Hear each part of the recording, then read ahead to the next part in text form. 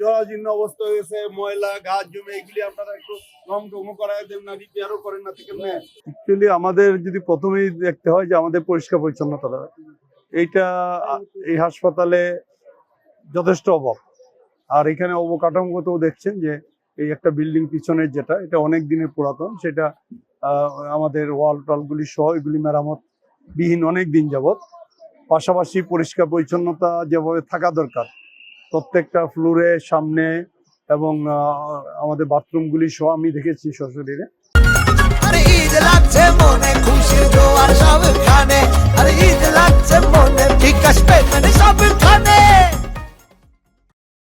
প্রত্যেকটাতেই যে পরিমাণ নোংরা পরিবেশ আছে, এটা কোনোভাবেই স্বাস্থ্যকর না। এইটা থেকে আমাদের প্রথমে এটা থেকে মানে ব্যবস্থা নিতে হবে যত তাড়াতাড়ি সম্ভব। আমি ইতিমধ্যে আরএমও সহ অন্যান্য ওয়ার্ড মাস্টারকেও আমি কথা বলেছি তাদের সঙ্গে, যে আমাদের যদিও স্টাফের স্বল্পতা আছে, কিন্তু তারপরেও আমরা যে স্টাফ আছে সেইগুলিকেও যদি আমরা সার্বক্ষণিক তদারকিতে রাখি, তাহলে অন্তত তার চেয়েও বেটার কিছু হবে। আমরা চাচ্ছি যে অন্তত প্রথমেই পরিষ্কার পরিচ্ছন্নতা, পাশাপাশি ডাক্তারদের সংকট আছে, এখানে স্টাফের অন্যান্য স্টাফেরও সংকট আছে।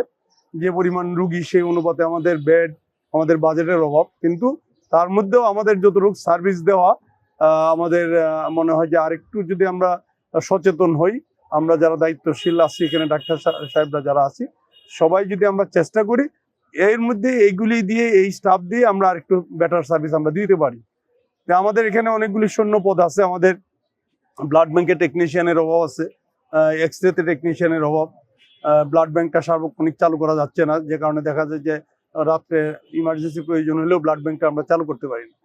এইগুলি নিয়ে আমরা যত তাড়াতাড়ি সম্ভব দেখি আমি আবার বসবো, আমরা ঈদের আগে না হলে ঈদের পরে এটা বসে আমাদের যে ঘাটতিগুলি আছে সেইগুলি কেমনে পূরণ করা যায়। ইচ্ছা করলে সব পারা যায় না। আমরা ইতিমধ্যে মন্ত্রী মহোদয় সহ সচিব পর্যায়ে আমরা কথা বলেছি, কিন্তু আমাদের এইগুলি এই মুহূর্তে সবগুলি ফিল আপ করা সম্ভব হচ্ছে না। আর এটা একটা মেডিকেল কলেজ হাসপাতাল, দীর্ঘদিন ধরে যদিও আমরা হাসপাতাল পেয়েছি, কলেজ পেয়েছি, কিন্তু অবকাঠামো, স্থায়ী অবকাঠামো আমরা পাইনি। 250 বেডের মেডিকেল কলেজ হাসপাতাল চলছে হলো আমাদের 100 বেডের এই পুরাতন যা জনশক্তি প্লাস ওই অবকাঠামো দিয়ে। এইটা থেকে আমাদের পরিত্রাণ পাইতে হবে। এটা আমরা যত তাড়াতাড়ি সময়, ইতিমধ্যে কথা বলেছি যে আমাদের স্থায়ী কাঠামোতে মেডিকেল কলেজটা নেওয়া যায় কিনা। তারপরেও এখানে এটা স্থায়ী কাঠামো পেতে গেলে অন্তত কয়েক বছর সময় লাগবে আমরা কাজ শুরু করলে।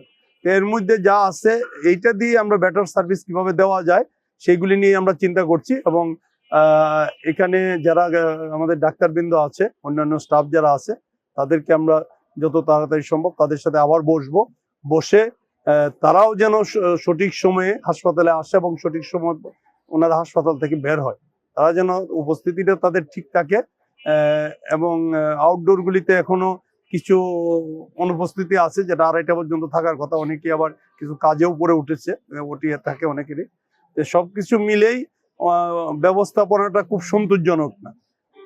এটা যাতে অন্তত মানুষের অন্তত আশার মানে আগের চেয়ে অন্তত যাতে বেটার কিছু আমরা দিতে পারি, ভালো কিছু দিতে পারি, সেটা সবাই যেহেতু আশা করে। নতুন সরকারের কমিটমেন্টও আমাদের এটা, যে প্রত্যেকটা হাসপাতালে সার্ভিসটাকে সুশৃঙ্খল করা, পরিষ্কার পরিচ্ছন্নতা বাড়ানো, এবং এইখানে যেন যে কোনো সামান্য রোগ নিয়ে যেন আমাদের ময়মনসিংহে যেতে না হয়। আমাদের এখানে অনেক সিটি স্ক্যান মেশিন নাই, আরো অনেক সার্বক্ষণিক কনসালটেন্টরাও এখনো এনশিওর করতে পারতেছি না আমরা। সেগুলি যদি এনশিওর করতে পারি তাহলে ইমার্জেন্সি চিকিৎসাটা এখানে সহজ হবে। তবে বড় সমস্যা যেটা, এটা আমাদের জনগণেরও আর একটু সতর্ক হইতে হবে। এখানে আমরা রুগীরা যারা আছি, আমরা রুগীর সাথে অ্যাটেন্ডেন্ট যারা আছি, তারাও পরিষ্কার পরিচ্ছন্নতা নিজেরাও করি বলি। এই যে পানে পিক ফেলানো, ময়লা ফেলানো, এইগুলি সুনির্দিষ্টভাবে আমরা মেনটেন করি না।